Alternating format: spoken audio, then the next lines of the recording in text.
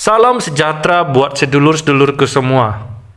Pada video kali ini, kita akan membahas bagaimana sebenarnya berdoa yang baik, berdoa yang bisa menyambungkan doa kita kepada Yang Maha Kuasa. Dalam hal berdoa, jangan semata-mata kita merujuk hanya pada nama Tuhan saja. Akan tetapi, kita harus fokus sugesti batin ketika berdoa. Sugesti batin kita ketika berdoa adalah kepada kemahakuasaan dan kepada pribadi sucinya Tuhan dan juga sifat-sifatnya Tuhan. Jika kita hanya fokus pada nama yang kita sembah, seringkali kita tautkan namanya hanya pada sebatas agama yang kita anut. Akhirnya, Tuhan itu kita anggap sebatas agama saja, tidak lebih dari itu. Tetapi apabila ketika kita berdoa, fokus kita kepada kemahakuasaan Tuhan ketika berdoa, pelan tapi pasti kita bisa rasakan Tuhan itu melebihi agama dan melebihi apapun tanpa ada batas sama sekali. Kita menjadi bisa merasakan dalam batin bahwa Tuhan itu universal kebenarannya, walau manusia menyebutnya dengan banyak nama. Ketika kita berdoa, walau hanya menyebut Tuhan saja, tapi dalam sugesti batin merujuk kepada kemahakuasaan Sang Pencipta, itu juga sudah sampai doa kita kepada Tuhan yang benar, bukan Tuhan yang palsu. Bukan Tuhan sesuai dengan persepsi pikiran menurut ajaran agama kita. Tetapi kita sampai kepada Tuhan yang sejati, Tuhan yang benar-benar Tuhan, Tuhan yang menciptakan semesta alam dan segala isinya. Akan tetapi, walau kita sebutkan namanya di dalam doa, tetapi sugesti batin kita hanya sebatas namanya saja, hanya sebatas pengenalan agama saja, hanya sebatas logika dan pikiran kita saja, maka itu bisa merujuk kepada Tuhan palsu saja. Bahkan lebih ngeri, doa kita bisa sampai kepada iblis. Berdoa adalah komunikasi kita dengan Tuhan, dan di saat yang sama dengan berdoa, kita semakin mengenal Tuhan, sekalipun kita tidak bisa melihat Tuhan. Yang utama berkomunikasi dengan Tuhan adalah roh kita, bukan pikiran kita. Roh kita berkomunikasi lewat batin, sedangkan tubuh adalah wadah saja.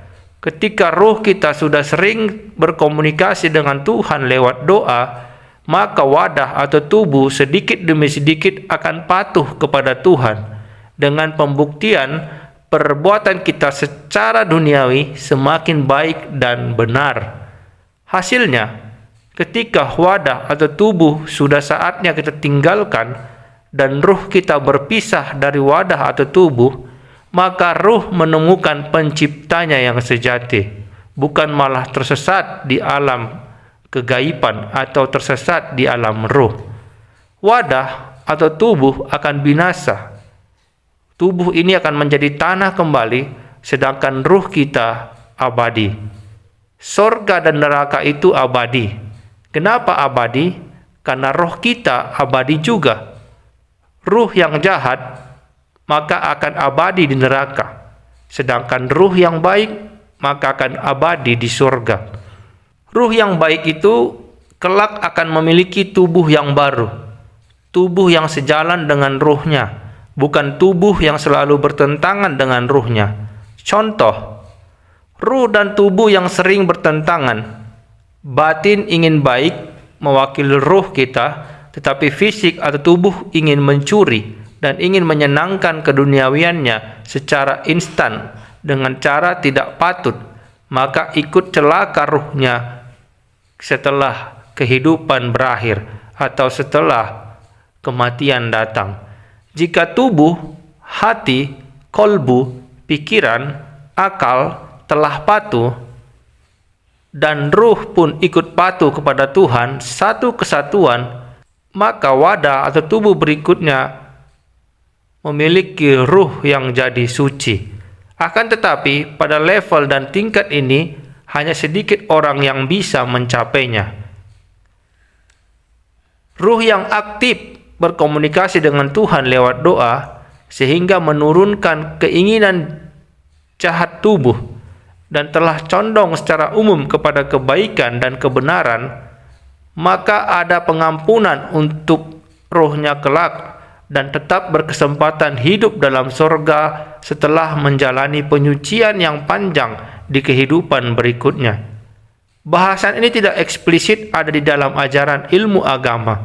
Akan tetapi, apabila kita berpikir bahwa Tuhan itu melebihi agama, maka batin kita bisa menyerap informasi ilmu ketuhanan yang lebih luas tanpa batas, karena kemahakuasaan Tuhan itu tiada batasnya.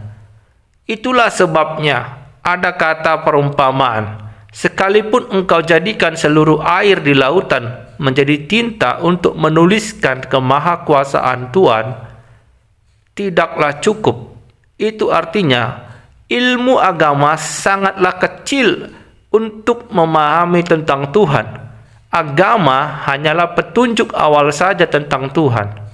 Supaya kita semakin lebih mudah mendalami dan menyerap ilmu ketuhanan di dalam batin kita, kita butuh kekuatan ruh yang besar, yaitu kekuatan ruh pancar dan sedulur papat kita. Apabila kita ingin meningkatkan, mendalami ilmu spiritual ketuhanan yang sangat luas dan tak bertepi. Jadi jangan pernah memahami Tuhan hanya sebatas agama saja, karena agama tidak akan pernah mampu membawa kita kepada pemahaman yang sejati tentang Tuhan. Tetapi agama itu adalah landasan awal atau pijakan awal untuk kita mengenal Tuhan. Untuk itu, sedulur-sedulurku, jangan pernah jadikan agama di atas Tuhanmu. Demikian video ini sedulurku, semoga video ini bisa mencerahkan. Sampai jumpa di video selanjutnya. Rahayu, rahayu, rahayu.